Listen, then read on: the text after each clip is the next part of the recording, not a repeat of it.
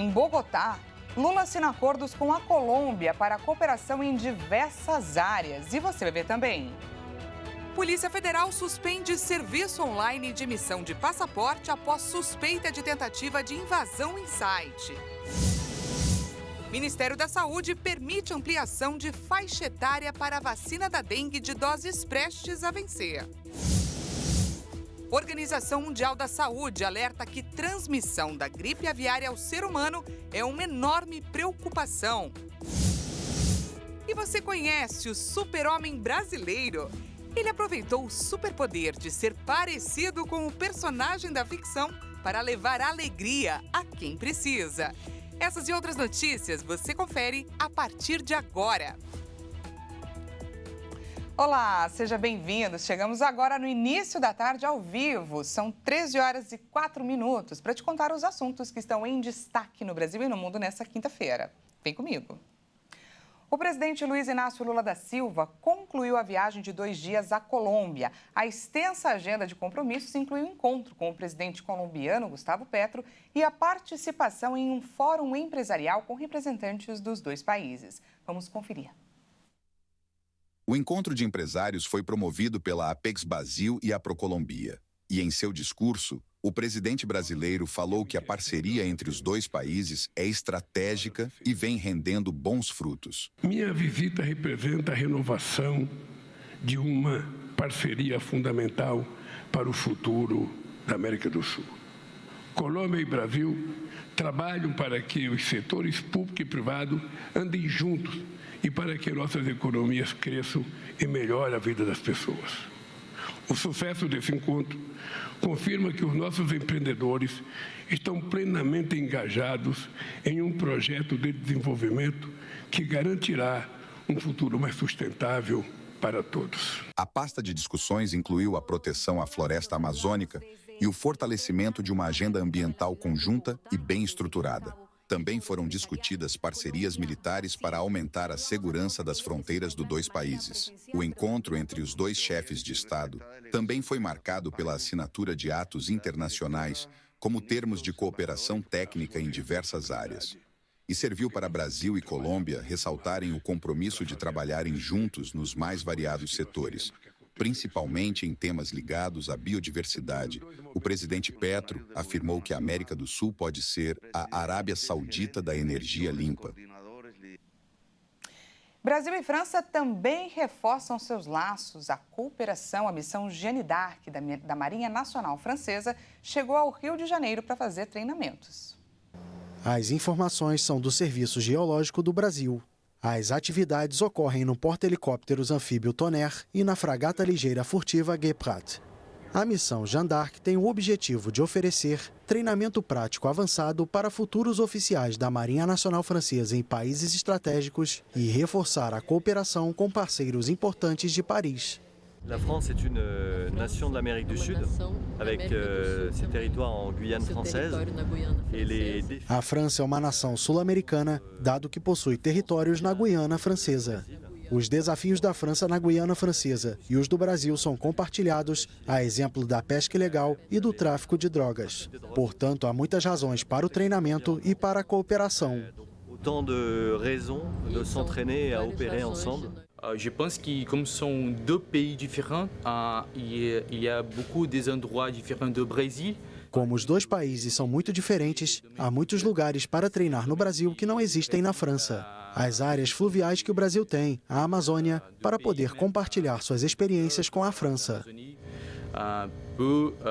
Partager des expériences avec la France. Nesta edição de 2024, as embarcações francesas passam por vários países das Américas do Sul e do Norte, com o objetivo de fortalecer laços diplomáticos, promover a cooperação internacional e reafirmar a presença do país em regiões de importância econômica. No Brasil, os navios promovem atividades no Rio de Janeiro e em Belém. Argentina, Chile, Colômbia, Peru, Estados Unidos e Canadá, além de países do Caribe, também vão receber a missão. O jornalista americano, que ficou conhecido no Brasil e no mundo por seu trabalho no site The Intercept, acusou o ministro do Supremo Tribunal Federal, Alexandre de Moraes, de usar métodos antidemocráticos. As críticas foram feitas durante a conferência Web Summit Rio, um dos maiores eventos de tecnologia do mundo, após Moraes determinar o bloqueio de perfis na internet. O jornalista americano Glenn Greenwald concordou com o empresário Elon Musk ao acusar o juiz do Supremo Tribunal Federal, Alexandre de Moraes, de recorrer a métodos antidemocráticos ao bloquear perfis na internet para combater a desinformação. Greenwald se tornou conhecido em 2013 após a publicação dos documentos vazados pelo ex-agente Edward Snowden sobre programas amplos de vigilância da Agência de Segurança Nacional dos Estados Unidos. Durante a conferência Web Summit Rio, que está sendo realizada na capital carioca, criticou Moraes por emitir ordens sob sigilo e sem o devido processo para bloquear contas de usuários em plataformas de internet. Musk criticou em sua rede social X o juiz do STF, que chamou de ditador e disse que ele deveria renunciar ou ser destituído. Greenwald, que se define como um defensor ferrenho da liberdade de expressão, participou na Conferência de Tecnologia no Rio de Janeiro, depois de comparecer na terça-feira a uma comissão da Câmara dos Deputados do Brasil, ao lado de outros colegas, para denunciar a censura de Moraes. E se você tentou acessar o site da Polícia Federal para emitir passaporte e não conseguiu, saiba que o serviço de agendamento está fora do ar por causa de uma tentativa de invasão hacker.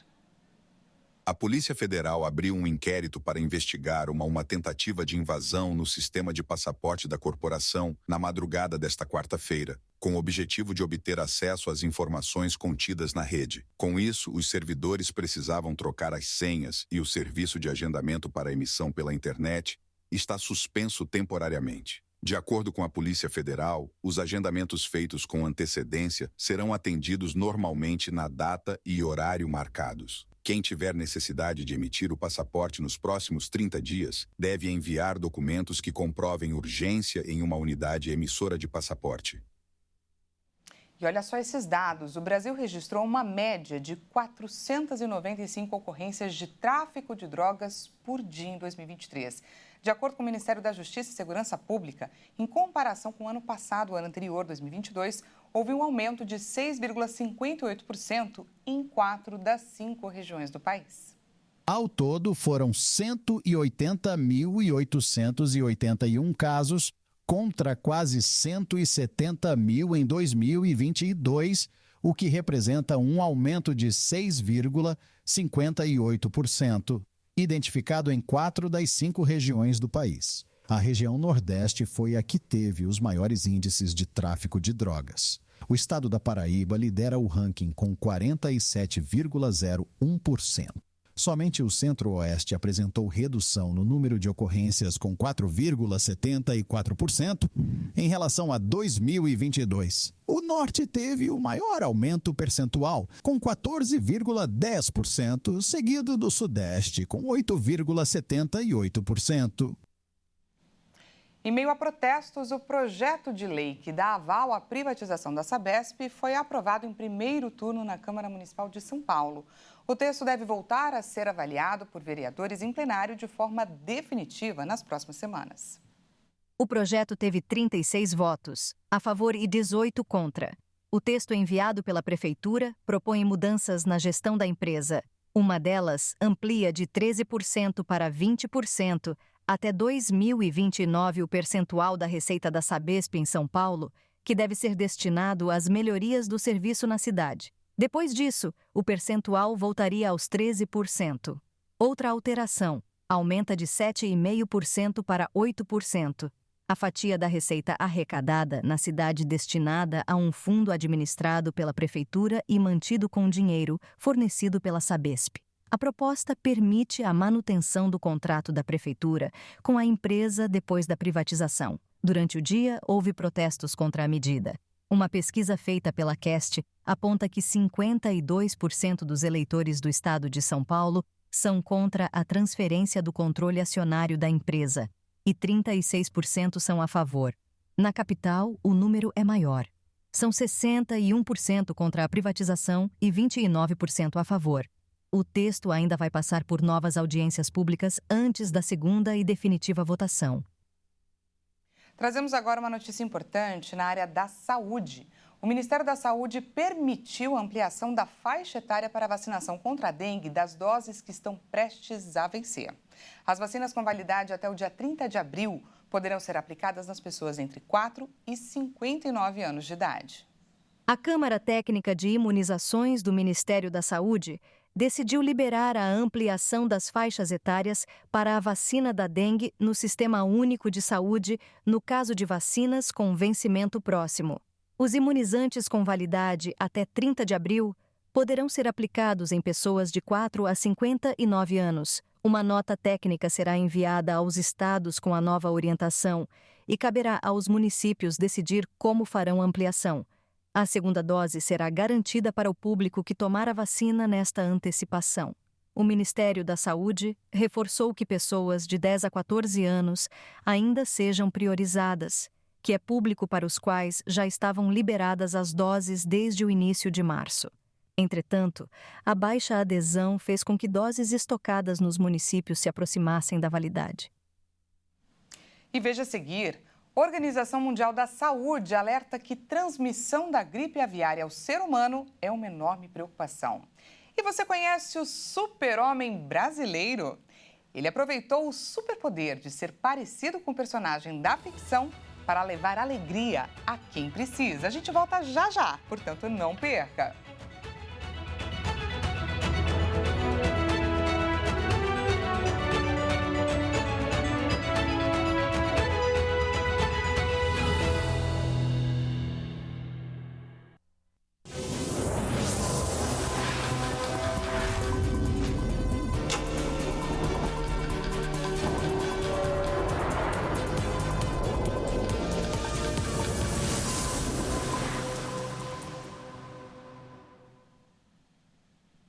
Olá, boa tarde, seja bem-vindo mais uma vez, nós já estamos de volta, agora 13 horas e 17 minutos pelo horário de Brasília, é claro, trazemos mais notícias dessa quinta-feira para compartilhar com você.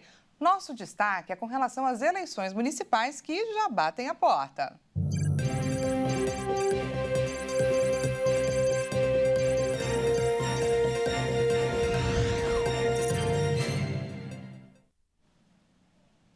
Como está a sua situação eleitoral? O prazo, gente, para solicitar o título de eleitor ou regularizar a situação junto à Justiça termina no dia 8 de maio. Mais de 153 milhões de eleitores que escolherão prefeitos, vice-prefeitos e vereadores no primeiro turno das eleições, marcado para 6 de outubro. Pessoas que mudaram para o exterior e não transferiram o domicílio eleitoral, ou eleitor que mudou de estado e não transferiu o título ainda devem ficar atentos ao prazo para regularização do documento. Para conferir se o cadastro eleitoral está regular ou para alterar dados pessoais, na maior parte dos casos, o eleitor nem precisa sair de casa. O site do Tribunal Superior Eleitoral oferece os serviços de acompanhar a solicitação do novo documento ou da regularização, atualizar dados cadastrais e transferir o título para outro município, incluir a identidade de gênero e o nome social, consultar locais de votação e o número do título eleitoral, além de imprimir o documento. Mas, caso haja necessidade de atendimento presencial, o sistema indica o cartório eleitoral mais próximo da residência. Um prefeito equatoriano foi morto a tiros nesta quarta-feira, dias antes da realização de uma consulta popular com a qual o governo pretende aprovar reformas para enfrentar a crise na segurança. José Sanches, prefeito de Camilo Ponce Henriques, na província de Azuay, já havia sofrido um ataque em sua casa em outubro do ano passado. A polícia disse que Sanches, de 52 anos, estava se exercitando durante a noite com sua equipe de segurança quando homens armados abriram fogo. Sanches era advogado e em 2021 presidiu a Câmara de Mineração de Camilo Ponce Henriques, onde há extração ilegal de minerais. Com este homicídio, são 4 prefeitos assassinados em um ano no Equador. Os outros 3 morreram na região costeira de Manabí. Promotores, jornalistas e policiais também estão entre as vítimas de organizações criminosas locais ligadas a cartéis no México e na Colômbia. No domingo, mais de 13 milhões e meio de equatorianos são convocados às urnas para votar em reformas legais e constitucionais, cujo eixo principal é o combate à violência. E a Organização Mundial da Saúde mostrou uma grande preocupação nesta quinta-feira com a propagação da cepa H5N1 da gripe aviária para outras espécies, entre elas o ser humano. A Organização Mundial da Saúde expressou enorme preocupação nesta quinta-feira com a propagação da cepa H5N1 da gripe aviária para outras espécies, entre elas o ser humano. A principal inquietação é que o vírus, que tem uma taxa de mortalidade elevada entre as pessoas infectadas por contato com animais, está se adaptando para a transmissão entre humanos. Entre o início de 2023 e 1º de abril de 2024, a OMS registrou 889 casos em seres humanos de gripe aviária em 23 países. Apesar disso, não há casos registrados de transmissão do H5N1 entre humanos. De acordo com a OMS, a cepa A do vírus virou uma pandemia zoonótica animal global, o que gera preocupação pela possibilidade de evolução do vírus ao infectar cada vez mais animais e principalmente mais mamíferos. Um caso que gerou alerta foi o anúncio no início de abril da detecção de um caso de gripe aviária em uma pessoa infectada por uma vaca leiteira no Texas, nos Estados Unidos. O diretor da divisão científica da ONU pediu o reforço da vigilância dos registros, devido à importância de saber quantas infecções acontecem entre humanos, espaço em que pode acontecer uma adaptação perigosa do vírus. Milhares de pessoas tiveram que deixar às pressas uma área remota da Indonésia após a erupção de um vulcão, que provocou inclusive um alerta de tsunami. A cratera do Monte Huang, no norte do país, começou a expelir lava e cinzas na noite de terça-feira e a atividade vulcânica foi registrada na quarta-feira. E essa atividade obrigou as autoridades a elevar o nível de alerta ao máximo. O vulcão prosseguia em atividade nesta quinta-feira. O aeroporto internacional San Ratulangi, na cidade de Manado, a 100 quilômetros de distância, foi fechado. Segundo a agência portuária regional, a propagação de cinza vulcânica poderia colocar em perigo a segurança dos voos. As autoridades determinaram uma zona de exclusão ao redor da cratera de 6 quilômetros e alertaram para o risco de tsunami devido à queda de material vulcânico no mar. Em 2018, a cratera do vulcão indonésio Anak Krakatoa sofreu um colapso e caiu no mar durante uma erupção, provocando um tsunami que matou mais de 400 pessoas e deixou milhares de feridos. O Monte Huang, um vulcão localizado na província de Sulawesi do Norte, entrou em erupção às 9h45 da noite de terça-feira no horário local e teve outras 2 erupções na madrugada de quarta-feira. A coluna de cinzas alcançou 2,5 km. A Indonésia tem quase 130 vulcões ativos e registra atividade sísmica e vulcânica frequentes por sua localização na região conhecida como Círculo de Fogo do Pacífico. Você conhece o super-homem brasileiro? O homem, parecido com um personagem dos quadrinhos, da ficção, leva alegria a hospitais e instituições de caridade e atrai milhares de seguidores nas redes sociais. Vamos ver. Leonardo Muylaer estava de férias com sua namorada quando viralizou nas redes sociais por causa de um superpoder repentino que mudou sua vida. A extraordinária semelhança com um super-homem. Este advogado de 36 anos, que tem um físico robusto e usa óculos, estava na fila da convenção Comic Con de 2022 em São Paulo, quando foi filmado por um estranho surpreso pela semelhança de Leonardo com o ator Christopher Reeve, estrela original de Superman. O Clark Kent brasileiro viralizou e se tornou uma sensação nas redes sociais. Seus vídeos foram compartilhados por personalidades como James Gunn, cineasta de Guardiões da Galáxia. Leonardo então resolveu embarcar no personagem. Comprou um traje antigo pela internet e começou a viajar o Brasil como super-homem. O super-herói brasileiro visita hospitais, escolas e organizações de caridade, tira foto com curiosos na rua e geralmente tenta ser o que chama de um símbolo de bondade e esperança. Tudo isso sem cobrar um único centavo. Eu encarno o personagem visitando essas instituições, fazendo esses trabalhos sociais.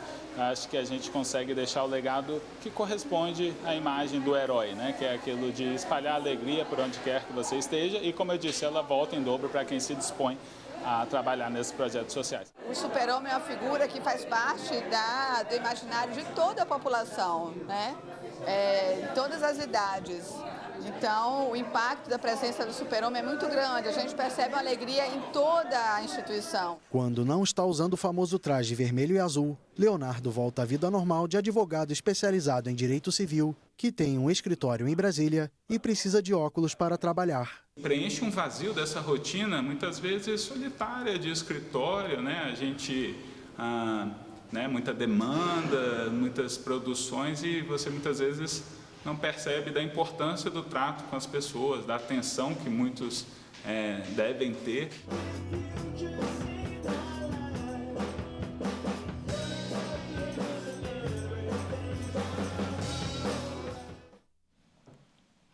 Essa edição está terminando, mas antes, vamos aproveitar que as temperaturas começaram a baixar. Em homenagem aos que gostam de um friozinho e para os que não gostam também. Afinal, com a tecnologia, a gente espia de longe lugares que não teríamos a menor coragem de sentir na pele, não é? Vamos agora, então, para o Alasca. Essas imagens, gente, são da base de hidroaviões de Lake Hood, em Anchorage. E mesmo parecendo não ter muito o que fazer por lá, o frio não é um problema não para quem gosta de se aventurar, é claro, pelos mais de 300 quilômetros de trilhas para observar as geleiras incríveis e, claro, esquiar na neve. E ainda é possível observar um espetáculo de luzes coloridas no céu durante os invernos, graças às auroras boreais. Agora, gente, 13 horas e 26 minutinhos por aqui, pelo horário de Brasília, e lá 5 horas a menos, portanto, 8 horas e 26 minutinhos em Lake Hood. Você aí, teria coragem de enfrentar esse frio todo? Prometo continuar te levando para lugares extremos nesse nosso tour diário. Eu volto amanhã às 8h30 da manhã, mas antes você fica tranquilo que o nosso time de jornalistas vai te manter informado ao longo de toda essa quinta-feira. Uma excelente tarde para você e até mais!